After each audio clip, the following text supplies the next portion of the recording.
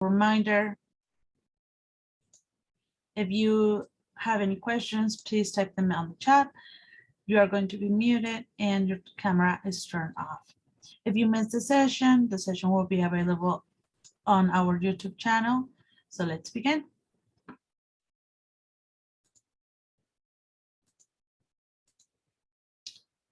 Today, our session is Foreign Language Teaching Assistant Program Workshop. We would like to give this workshop is going to be 4 sessions. This is the first session about all the information that you need to know about this program. Today, we have Mary McDevitt from Comexis and also advisors from Hidalgo, Ana, and also advisor Adriana Molina from Morelia. So let's begin. What is Education USA? Education USA is a global network from the USA State Department. We provide information to students that are interested in studying in the United States. Short programs, undergraduate studies, graduate studies, programs for summer also, and intensive English programs. We have 23 advising centers around Mexico, so you can find us everywhere. So for more information, sorry, Meg, we are just looking at your first page of your presentation. Let's, I'm going to stop sharing and share again. I don't know if it's internet. Thank you. Thank you. So I'm going to share again. Let me know if you can see it now.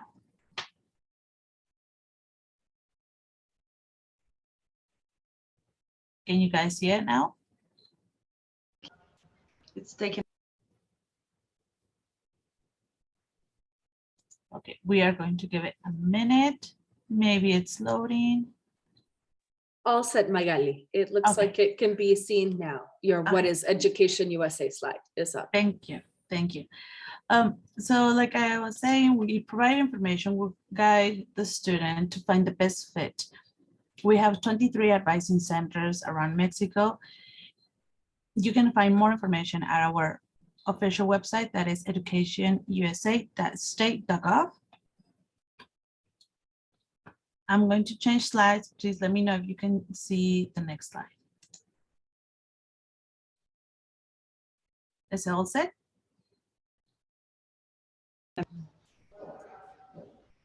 No. Do you want me to show you? Thank you. Okay, Right. so Education USA, we have free services. All our services are free. And what are those services? We have in-center service, outreach, and virtual. In-center, we have info sessions, one-on-one sessions, workshops. We provide you with official material. It can be the study guides, practice tests for GRE, GMAT, SAT, ACT, standardized tests, or also for the TOEFL. We do outreach activities. We can visit your school. We also can give workshops at your school, at your different institutions, and we like to be part of these fairs because we can reach out to many students, provide information, and share with you all of our services at Education USA. We also have virtual events like this one. And in these virtual events, we can have also fairs, webinars, workshops, and one-on-one sessions with our advisees. How does Education USA work with students? We have a 5-step system that is the 5 steps to study in the United States. For example, the first step is research your options. Here we focus on looking for the best option for the student, the best fit. Number 2, we finance your studies. We are not a scholarship program. We don't offer scholarships, but we help students find the best scholarship or the best scholarship program. And step 3, we work with students by completing their application, We review essays, we provide materials, resources, so they can prepare a better submission to a USA institution. Step 4, we help you through the process of applying for a visa, preparing for your interview, making an appointment, all the resources that you might need. And step 5, prepare for your departure. We work with the student by talking about cultural differences, what to expect as life in the United States, and also academic life in the United States. So that's what we do here at Education USA. Like I said, all our services are free, and you can find us all around Mexico. So we are going to start now with the part of our Foreign Language Teacher Assistant Program workshop. So welcome, Maureen, and the floor is all yours. Thank you again for helping us with this session. Wonderful. No, on the contrary, thank you so much, Magali, and the whole team that I know has been working hard on this event and promoting it to many of our English teachers all over Mexico, from their different offices in Education USA all over. So thank you so much for that introduction. Please, please, please, if you are interested in the grant that I talk about today, really do take advantage of all these amazing resources that are offered by your advisors, completely free, always at Education USA, because there's nothing that compares to it in terms of the quality of the services and the help that they're going to be able to give you for a variety of different grants and different programs, not only ours. And then, of course, you're not going to find anywhere else where such great quality and varied services are completely free and provided by the US government. It really is just an incredible service that a lot of people don't know about, and so they don't know to take advantage of it. It's our little secret. So now I'm going to see if it will let me share my presentation. So I'm going to be speaking, as you guys already know, about a program that in English we call our Foreign Language Teaching Assistant Program. In Spanish, it's often known here in Mexico as the Asistente de Lengua Extranjera program. And I'm going to keep the text of the slides here in Spanish, just to make sure that you have everything readily available to you in both languages while I'm presenting in English. So it will be just as many of our programs here at Fulbright Garcia Robles, at Comexus, and also, of course, at Education USA, a very bilingual afternoon we'll spend here together. And I'm happy to receive questions in either language or you can write in Spanish, I answer in English, however you prefer.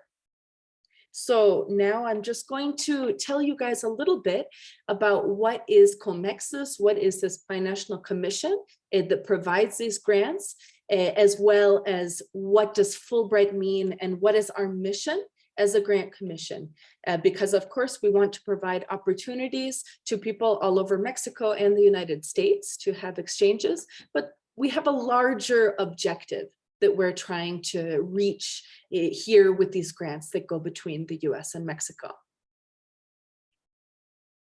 So to start out the story very briefly, I'd just like to explain how these grants came to be, how they came to exist. So actually this program now is celebrating over 75 years of existence. I believe this is now year 76 that we're currently celebrating of the Fulbright program all over the world.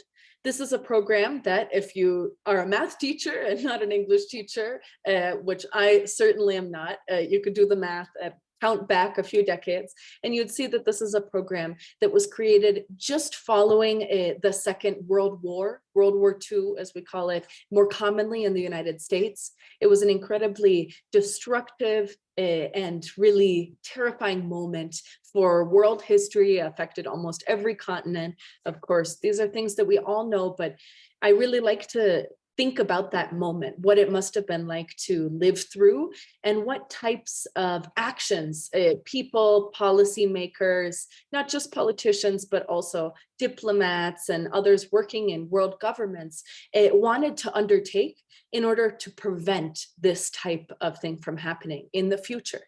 Of course, we still have global conflict, but unfortunately, fortunately, so far we have not had a World War III, and let's hope that we never will. So many different ideas were floating around. Of course, this is the time when things like the United Nations was created, different types of global organizations of politicians and professional diplomats that were trying to create better solutions for the 20th and later 21st centuries. But that wasn't the only idea floating around. There was a US Senator named J. William Fulbright from the state of Arkansas. You might know it here as Arkansas. But they would not like it in the state of Arkansas. If you said that, they'll always correct you and say, no, Arkansas. And he had had an experience as a young man, as a student himself, where he had studied abroad, I believe in Great Britain, in his case, in England. And that was an experience, even though it was just across the pond, across the ocean, as we say in the US, and doesn't seem that different. He met people not only from England, but from all over the world that were studying in the UK. And it was a really transformative time in his life, despite being quite short. It was something that really changed his outlook, and he was able to meet and learn from people all over the world. And so in this period, when he was now a politician, now a US senator at the highest levels of power, when he decided that his apportation, his addition to this time of a greater diplomacy and collaboration in between many different countries in the world and the United States, of course, following World War II, was going to be to create a program to promote just the type of exchange that he had had when he was a young student himself. And so that's how the Fulbright brand, the Fulbright program, which continues to carry his name to this day, was really born. It was out of this desire to not only give new opportunities to students, but also to teachers, like many of you, to different levels of educators, professors, even researchers, and professionals at all levels of business and other disciplines. And so the program in his name started in 1946, and very quickly, actually, it arrived here in Mexico. For many years, it was a program that was slowly growing and was managed through the US Embassy here in Mexico City. And it sent a variety of different programs with Mexican students, teachers, and professionals to the United States, and vice versa. It received many different United States citizens in a variety of different programs here in Mexico. That program has included many illustrious teachers, artists, later politicians or diplomats themselves, as well as filmmakers, scientists, and composers, people from all walks of life. And we have very diverse generations to this day. So the program existed like that for many years. And then finally, in the year 1990, the two countries decided to come together and found what today is COMEXUS, the commission in which I currently work. I'm here in our offices in Colonia Juarez in Mexico City. So that commission, which is called in English, the United States-Mexico Commission for Educational and Cultural Exchange. It was born now about 32 years ago. We just celebrated our 30th anniversary right in the middle of the pandemic, but we're able to celebrate and recognize the importance. And that's when we were founded in order to grow these programs, to give them a lot of personalized attention, and of course, always, always with this underlying mission to promote mutual understanding between the United States and Mexico, and seeing you as potential grantees of these programs as really ambassadors, face-to-face, person-to-person ambassadors, not only of the grants, but of your country and culture while you are in the program. And even after, really, we have amazing alumni. So that is how the program has continued today. It has grown a great deal under the tenure of COMEXUS, because now we have, of course, this binational commission that is able to receive equal funds from both governments and able to provide a great variety of different programs, both to Mexican and US citizens.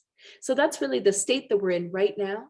And one final note before talking about the English teacher program in particular, the foreign language teaching assistant grant, that's going to be my focus today. You may have heard me mention that the programs here are not only called Fulbright, but actually called Fulbright Garcia Robles. And that is because when COMEXUS was created as a binational commission in the 1990s, we wanted to also recognize the very important contributions of Mexican diplomats on really a global scale, particularly during the 20th century, in which the Fulbright program itself was formed.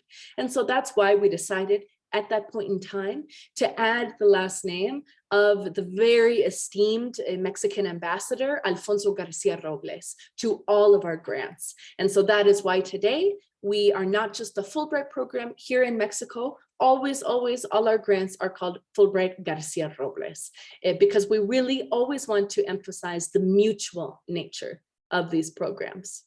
So now, without talking more about the history of the program itself, I do think it's important to understand a little bit of that as a basis for all of our different programs and understanding what we're looking for in our potential grantees. But of course, you might be asking then, well, what are these programs? What type of grants do you offer? So we have about 100 grants that are available more or less for Mexican students, teachers, and professionals every year. And these fall into 4 general categories. So we have our programs for master's and PhD studies in the United States. Then we also have several programs that are for both research and teaching, and those are primarily for professors and researchers more at a university level here in Mexico. Then we have 2 different programs in our 3rd category, which you can see here is for professional development at different levels.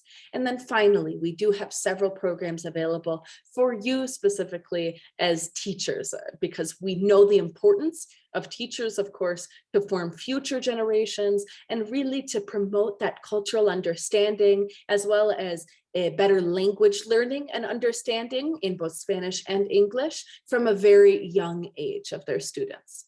So just to keep in mind, for all of these grants, in all of the categories that I just mentioned, there are a few little points that you should have always in the back of your mind, because these are universal points of eligibility that apply for all the grants. One is that, of course, you should be a Mexican citizen in this case, and you should not have double citizenship or dual citizenship with the United States. You also obviously shouldn't currently be living in the United States, as this is a cultural exchange program for people that are currently living here in Mexico. And you shouldn't have lived in the United States for more than 1 full year in the 5 years consecutively previous to whichever grant you're interested in and what is its deadline date. So those are just little points that are important to consider.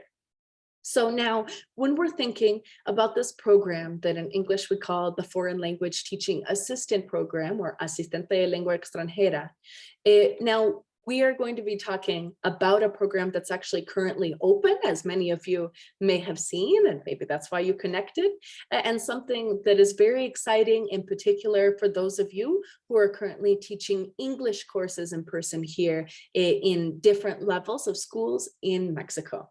So this is a program that was created really to support teachers who are more or less starting out their career, but they already have a few years of experience. So in this case, we're looking specifically for Mexican English teachers who have 2 to 7 years of experience, and that experience is going to be counted with this deadline of May 31st this year.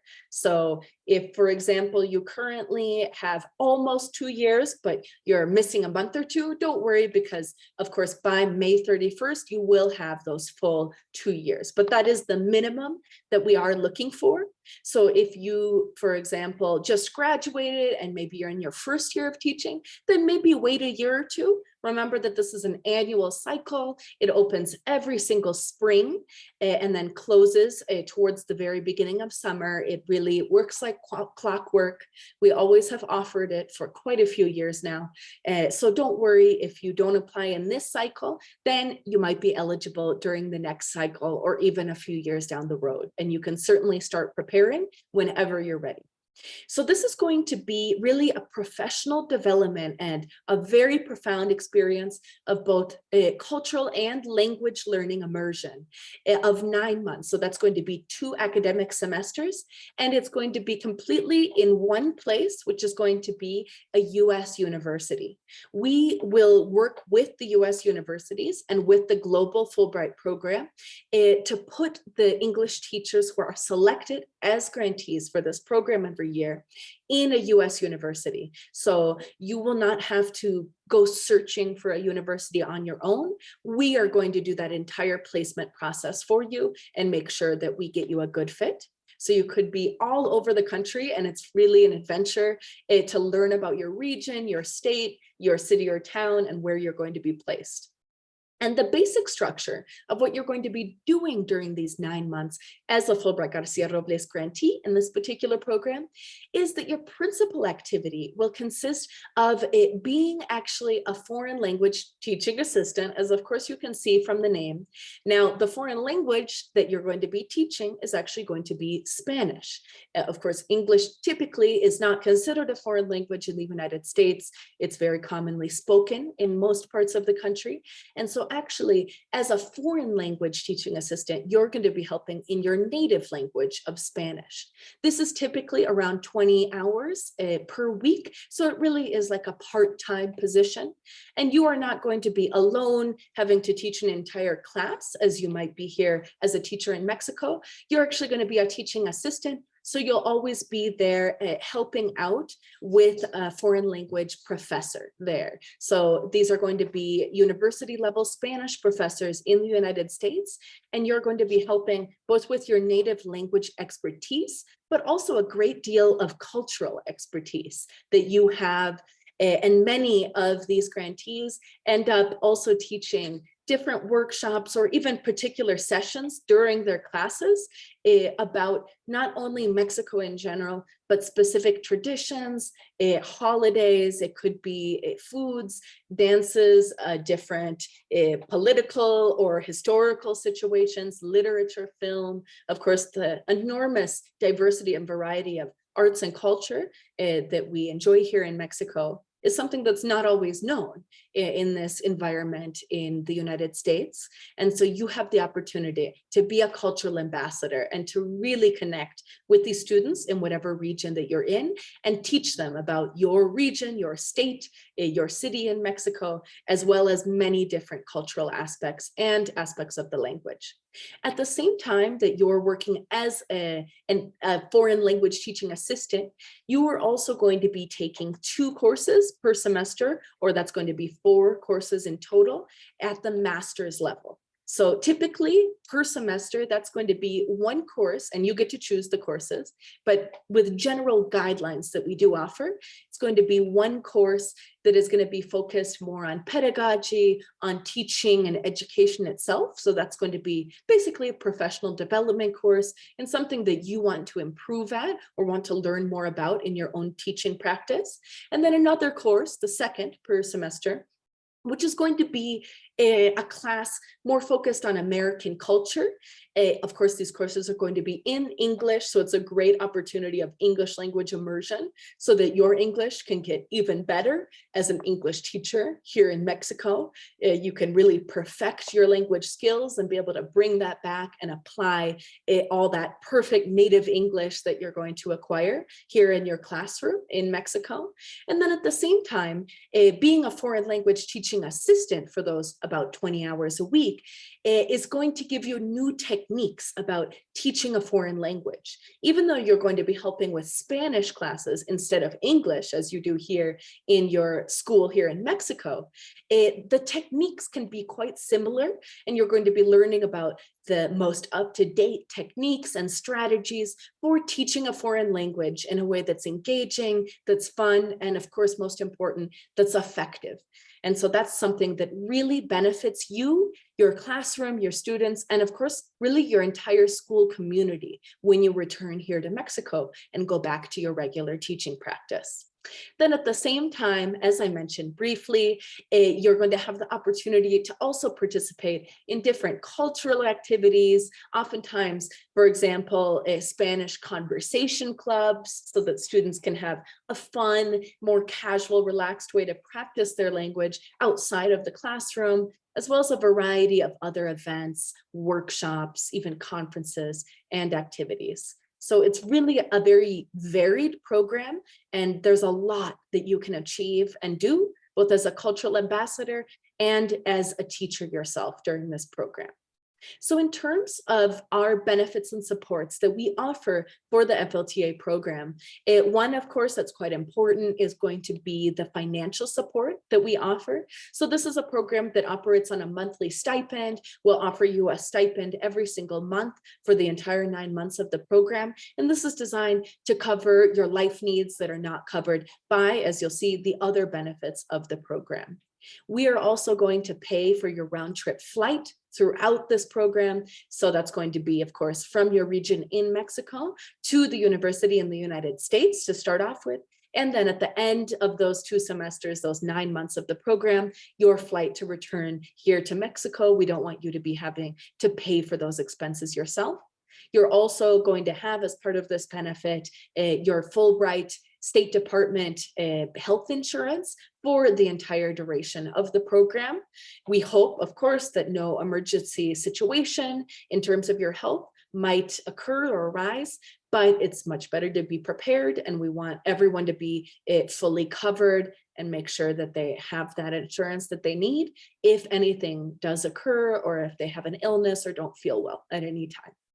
Then we also, of course, are going to cover those 2 master's level courses per semester. You're not going to be paying any tuition or other fees in order to register in the university or to attend those classes. And then the university itself is also going to cover all of your accommodation and your food needs while you're staying there at the university and completing your teaching duties. So typically these grantees live in university housing, which can be really fun because they're totally immersed in that campus environment of the United States, what we've seen in lots of TV and movies and books, but might not have actually experienced ourselves. I can say as a US university graduate, it is a really wonderful experience to get to know other students and teachers. You might also be placed with other teaching assistants coming from all over the world, because this is a global Fulbright program. And so you might be with teachers that are from Ghana, from China, from Taiwan, from Ethiopia, from Argentina, from really any country of the over 160 countries in which the Fulbright program is currently present. And then the food that's offered typically is in the dining halls, the cafeterias of the universities. And so that will also be fully covered for you. And then finally, an important support to mention is going to be the J1 visa. So this is a visa that we offer for all of our grantees in the great variety of Fulbright Garcia Robles programs that we offer. And this is going to be a visa available for different types of exchanges between different countries and the United States. It's actually a visa that was originally created for the Fulbright program itself, because it really is the flagship, most important academic exchange program that has been created by the US government, always in collaboration with local governments. So with this visa, you will be identified directly as a grantee of both the US and the Mexican governments. We receive our supports typically from the State Department in the United States. And on the Mexican side, the majority of our financial support comes from the SIP and also SR, the Secretaría de Relaciones Exteriores. And this visa is not going to have any cost for you. It's also going to be an exchange visa, which does have a requirement that you should return here to Mexico and reside here for 2 years. If you're interested, for example, in returning to the United States with a residence or work visa. If you have an existing tourist visa to the United States, for example, there's no problem at all. So I hope that that information about the benefits of the program is quite clear. Now, in terms of the requirements, I always like to share our different benefits first, but of course, it's also important to keep in mind what is going to be needed for you to apply. It's really quite simple, but I recommend that you begin getting these different documents and materials together so that you can be a prepared candidate and you're not worried or anxious at the last minute because maybe a document didn't upload right or you're having any kind of technical issues. So like all of our grants, this is going to be a fully online application. We're not going to be looking for you to send anything physically to our offices or to anywhere in the United States. Everything's going to be uploaded directly on the website. And what we're looking for, of course, you're already going to be a graduate of university. In this case, if you're still in your licenciatura, in your bachelor's degree, we're going to ask you to wait until you've had those at least 2 years of experience as a teacher after graduating in order to apply. And in this case, we're going to look for you to have a minimum average, what we'd call a GPA, or an average overall grade of 8 by the end of your bachelor's degree. We're also going to ask that you already do have your physical official título, or as we'd say in English, your diploma in hand, so that you can scan that and upload that directly to our application system. We understand that sometimes diplomas, it can take a while to process even after you've graduated here in Mexico. But unfortunately for this program, we are going to be looking for that official título. So that's something to keep in mind in terms of making sure that your university emits that as soon as possible if you're still waiting for that document. Then we're also going to be looking for your Cardex or tira de materias, what we would call an official grade transcript in English. This should be also an official document emitted by the university with all of your semesters, all of the courses that you've taken with their full names and the final grade of each. And then we're also going to be looking for that to have your promedio, your final average grade of all of those classes that you've taken. Then we're just going to ask for one exam. And this is, of course, going to be an exam of English comprehension because, of course, you're English teachers taking this program. And we want to make sure that your level is ready for this type of intensive courses that you're going to be taking at a master's, at a graduate level, at a US institution, and that you're fully ready for the different challenges and demands of the FLTA grant. So for that reason, we're going to ask that you take either a TOEFL exam, and as you can see, this can be really any of the major types of TOEFLs, so an ITP, a CBT, or an IBT, or alternatively, you don't have to take both, but just one, an academic or académico IELTS exam. And here you can see the minimum scores without exceptions that we do ask for these programs. And so make sure when you're taking that English exam or you're looking through your older scores, please make sure that this TOEFL or IELTS exam is from the last 2 years.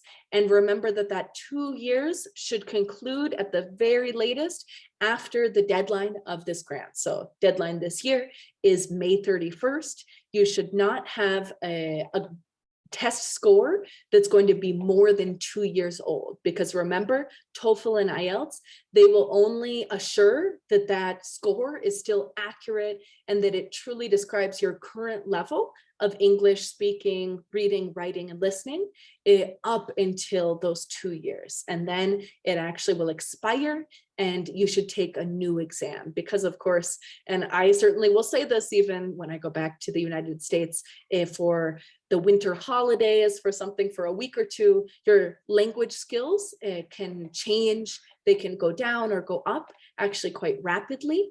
And if you're not constantly practicing and improving, then you can certainly forget a great deal. Then in terms of your letters of recommendation, like for many of our grants, we're going to be asking for 3 letters of recommendation. And do keep in mind that these have to be in English.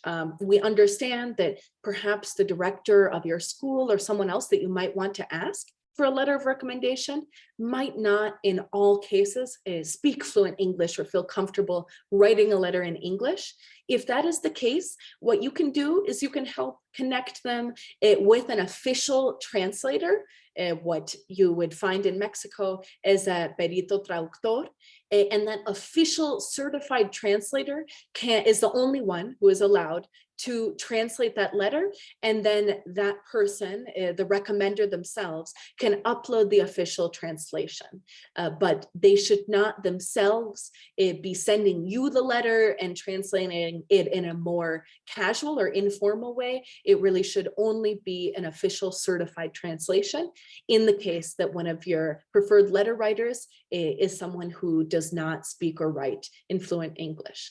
And then finally, we're also going to look for your current employer, your current school here in Mexico, to give you a permission in order to be absent for the 9 months of the program. So we're looking for someone who is currently employed in a full-time position as an English teacher at a Mexican school, and that as a result of this, they're able to participate in the 9 months of the program, then return here to Mexico and return to the same institution. The idea of the program is really that you're able to return to Mexico and immediately begin applying all of the knowledge and the skills that you have received during the Fulbright Garcia Robles grant immediately with your classroom, with your students here in Mexico. So that's why we're looking for that permission from your employer, so that you're not coming back here and unable to find a new position, or you're not able to continue working and applying that knowledge in the same institution here. So just to conclude and open up to any questions you might have, here I've shared just a few snapshots from some of our wonderful FLTA grantees last year. They were, as you might be able to see from the different landscapes, from snow to summery flowers and so on. They were all over the US, from the Southwest United States to New York and the East Coast as well. And they all really had incredible transformative experiences as English teachers, and of course, just as people and as cultural ambassadors participating in the program. They themselves have shared many of those experiences with me, and I really hope to see some of you guys who are participating and taking this time out of your afternoon and evening on a Tuesday night in March to listen to this presentation and to start dreaming about those future steps that you want to take to further advance your career and become the best teacher that you can possibly be. I really hope to see some of you up here in the snapshots that I share with future generations of interested applicants. So without sharing more information and more details with you, I know that it's a lot to take in and digest all at once, but I would be more than happy to answer some of your questions that I believe you've already started putting in the chat. Thank you so much. If any of you are on Facebook as well, feel free to write any comments, and my Education USA colleagues will be putting some of those comments here as well in Zoom. And then finally, I'd just like to share the social media platforms of the Commission. If you're not already following Comexus on major platforms like Twitter, Facebook, Instagram, or LinkedIn, I really highly recommend it.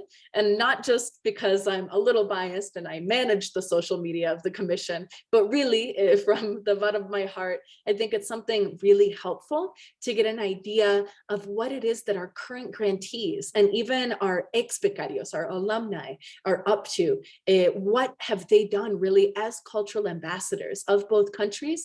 And of course, just basic important practical information like dates when the grants open and close, reminders throughout the process of when the different applications are open, as well as tips and advice, different office hours, and Q&A question and answer sessions, just so that you really don't have any questions or doubts by the time that you are hitting click and sending your application to us, so that you can be the strongest applicant possible. And here as well is my email, so that you can also directly send me a message if it is that after reviewing all our information on social media and on our website directly, you still have some questions that you're not able to resolve using those resources. So thank you so much. And I really hope to see many of your applications in this cycle or in the near future. Thank you, Mary. Thank you very much. We do have some questions regarding the experience. Someone is asking if there's like a limit of experience. She's asking that she has more than 7 years of experience. Is she able to apply? Yes, that's a very good question. As you could see on that particular slide, looking at experience, we are looking for candidates with 2 to 7 years. So if you do have more than 7 years of experience, this program really is not apt for you. On one hand, it is true you're not going to be eligible, but the reason for that is really that we don't think it's going to be a good fit for you because this program is specifically designed to support newer teachers who are really starting out their English teacher careers. So in that case, I would highly recommend that you go to our website, go to the Grants for Teachers section, and you check out the other program that, by the way, very soon we're going to be opening, which is called in Spanish, el Premio a la Docencia Distinguida, or in English, it's called the Fulbright Award for Distinguished International Teachers.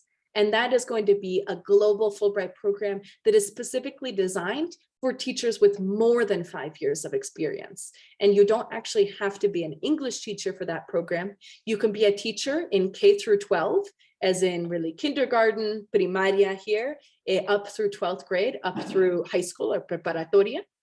So you can be from any of those levels and you can be teaching any subject.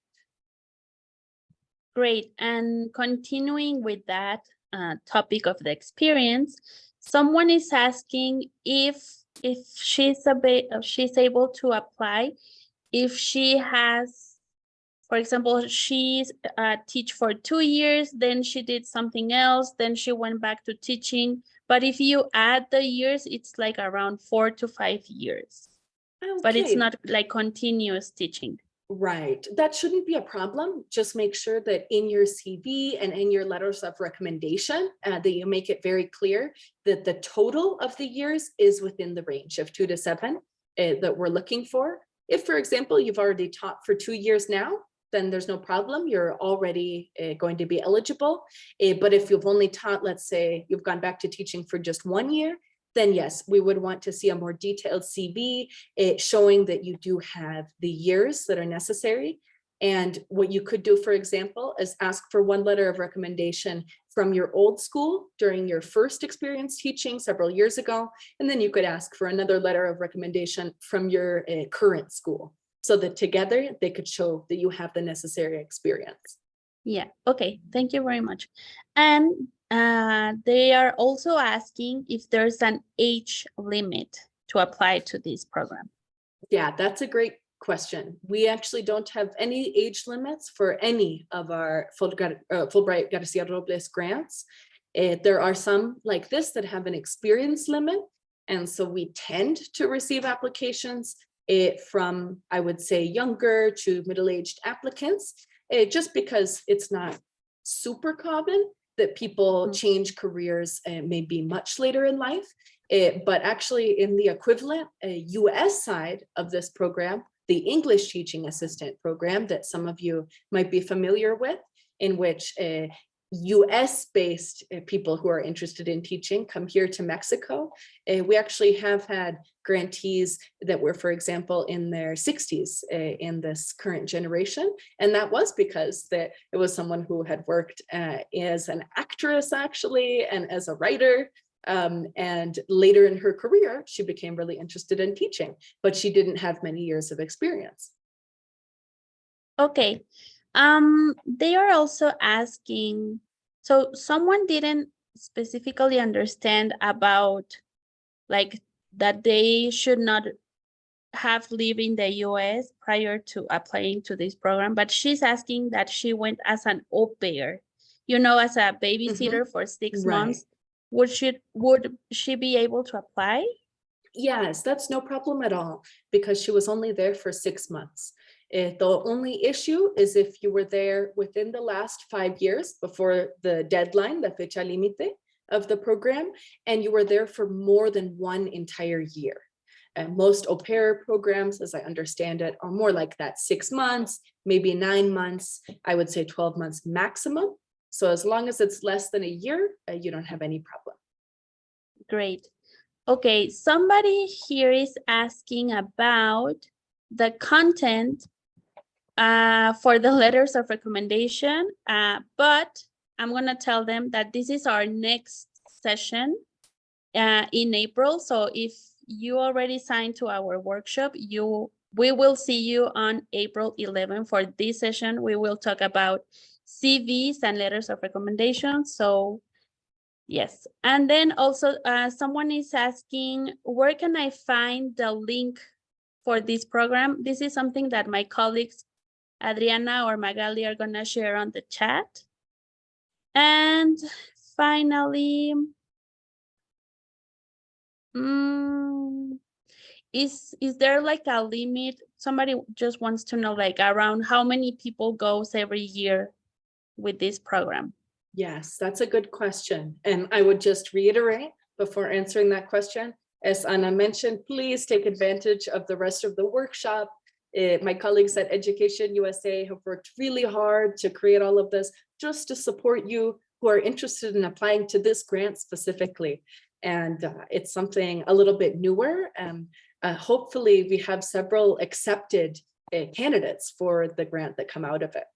In terms of the selection process and how many grants we offer, this is a fairly small program. We usually offer about 4 to 5, I would say maximum 6 of these grants per year. So it is one of our more competitive programs, and there's all the more reason to take advantage of Education USA's kindness and expertise and participate in the workshop so that you can really strengthen your application. Yes. Yes, thank you very much. I think those are all the questions, at least the ones that I see. I don't know if Magali can share the flyer from the rest of the workshop, but I'm gonna say thank you very much, Mary, for being with us one more time with Education USA and sharing about the FLTA program. Of course, it's my pleasure, Anna. And I'm just going to take 1 second. I see a couple people, they wrote me in the chat their questions, but in a direct message, so it couldn't be seen by everyone. So I'll just read those questions out loud really quick, just so that everyone can hopefully benefit from them because they're good questions. So Ana Conde, she asks, where could we find the programs for professionalization, for professional development? And I'm going to say all of the programs are available right here on our website, which is very easy to find. But then if you specifically go to the section Becas para Mexicanos, and there you're going to see a section that is specifically profesionalización or professionalization. Just go click on that. And we have 2 different professional development grants. One, I'm actually an ex-becaria. I'm an alumna of one of our Fulbright Garcia Robles programs, which is called Binational Business. And that, as the name would suggest, it's very binational. Like most of our programs, it has a side for Mexicans and a side for US citizens. And so I was on the US side of that program and came here to Mexico originally. And then we also have Mexicans that go with that program every year and do an internship. And then there's another one that's called Hubert H. Humphrey. That's for professionals also with a little bit more experience. And so you can feel free to check out that if you're interested in a master's or even a doctorate, for example, in education and educational policy, English as a second language. Those are all things that would fall under the postgrado category. So you can check those out. And then someone also asks, if I'm an American citizen, can I apply? And no, unfortunately, as I mentioned, our programs are not going to be available to US citizens. So in that case, you would not be able to apply. Daniela, she says, what kind of expenses should we cover? Really, the program is designed so that you should not be covering any necessary expenses. Some grantees might use some of their own savings if they like to, for example, travel while they're in the US to take some trips. buy some clothes or gifts for family, souvenirs, go out for some special meals, or, you know, things like that. If they want to, you know, rent a car, or take a bus or plane or anything like that, then, you know, they can, of course, they can use the monthly stipend for that. But let's say they've already used the monthly stipend, then, you know, maybe they would want to use some of their own, you know, money for some of those like extras or fun activities or things like that. But the program is not designed so that you're going to be using a lot of your savings for just the necessary things of life, because housing is included, food is included, the travel is already included. So we're trying to make this as cost-free of a program for you. And then Fernanda asks, what would happen if I don't have the absence permission from my employer? And that is an important question. Fernanda, it is necessary that you have that permission to be absent, what we would call, you know, permiso de ausentarse here in Mexico. We do not want, for example, your school to let you go or to fire you because you accepted the grant. That, of course, is not our hope or our intention. And so do keep that in mind. We want you to be able to return to the school where you're currently working. And then Christian asks, is it possible to travel as a foreign language assistant with a spouse and children? And that is also a really good question that we get quite a bit. This grant is not a grant in which you can travel with dependents. So that would include your spouse, a husband, wife, or children, or both. And that is really because the housing and the food situation of the university is not really designed or able to accommodate dependents, because typically you're going to be in a university dormitory or in a shared house with other foreign language teaching assistants, things like that. And so this is one of the programs in which it's not able to go with dependents. So do keep that in mind if you're interested in the program. And then someone has a more detailed question about that permiso de ausentarse. Once you are applying for the grant, there is more specific information on what that letter of permission should look like. And I'm sure that my Education USA colleagues can also maybe mention that in a little bit more detail when they're talking about letters of recommendation and things like that. But it's quite a detailed question. So if you have any more detailed questions, also please feel free to write me a message over email or the social media of the commission. And then just for the sake of time, I believe Sarai has one more question, which is how we can translate our transcript, our tira de materias officially. And remember, that's actually not one of the requirements. You don't have to translate your transcript or your título. Those can stay in Spanish.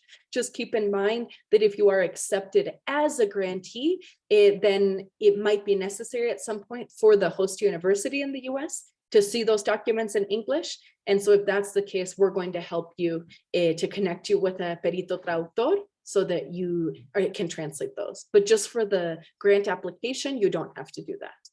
And I think that's all we have. Thank you so much, Mary. Thank you to all of you joining today. Remember that we have our second session, April 11 at 5 p.m. Mexico City time. So we'll see you next month.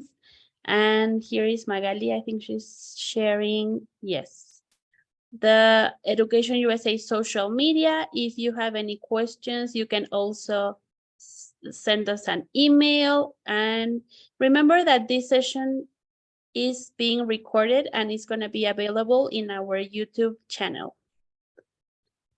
Okay, thank you, everyone. Have a great evening. Gracias, Mary. Thank you so much, and good luck to you all. Bye-bye.